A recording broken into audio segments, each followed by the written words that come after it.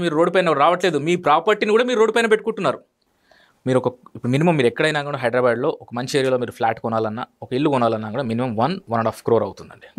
So 1.5 అనేది అది ఒక మధ్యతరగతి కుటుంబానికి అది అందని ద్రాక్ష చెప్పాలంటే. సో ఆ ద్రాక్ష అనేది మనకు బ్యాంకు రూపకంగా రుణాల వల్ల వస్తుంది, బ్యాంక్ లోన్ ద్వారా వస్తుంది అనమాట. సో బ్యాంక్స్ లోన్స్ కానీ ఇవన్నీ ఇస్తుంటారు, అంతా కూడా బాగానే ఉంటుంది.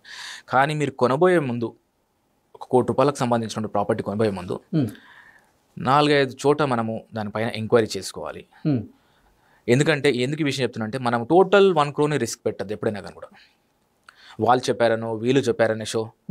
ఎందుకంటే ఈ టోటల్ ప్రాపర్టీని మీరు రిస్క్లో పెట్టే పని మాత్రం చేయొద్దు. సో లీగల్ ఒపీనియన్ తీసుకోవాలి. 5-6 thousand ఖర్చు అవుతుండొచ్చు, పెట్టేసేయాలి. లేకపోతే ఒక ఏజెంట్ని అప్రోచ్ అవ్వాలి. ఏజెంట్ అనే వ్యక్తి 2,000-3,000 రూపీస్ ఖర్చు అవుతుండొచ్చు, కానీ మీకు ఒక ఇన్ఫర్మేషన్ వస్తుంది.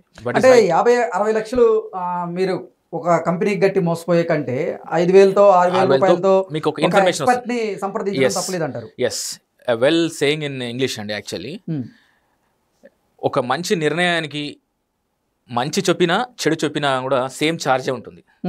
ఎందుకంటే ఇది మంచి అని చెప్పడంలో కూడా ఒక లాయర్ ఫీజు తీసుకుంటాడు, ఇది చెడు అని చెప్పడంలో కూడా ఒక లాయర్ ఫీజు తీసుకుంటాడు. అది మంచి అని చెప్పడంలో ఏమైపోతుందంటే మీరు మీ ఇన్వెస్ట్మెంట్ సేఫ్గా ఉంటాయి, అది కూడా ఒక ఇన్వెస్ట్మెంటే.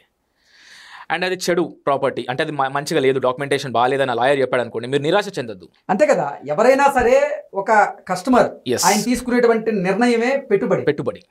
సో ఆ నిర్ణయ లోపం అనేది ఉండకుండా ఉండాలి అని అంటే ఏం చేయాలి అంటే, ఫస్ట్ థింగ్ ఏంటంటే మీరు జెన్యూన్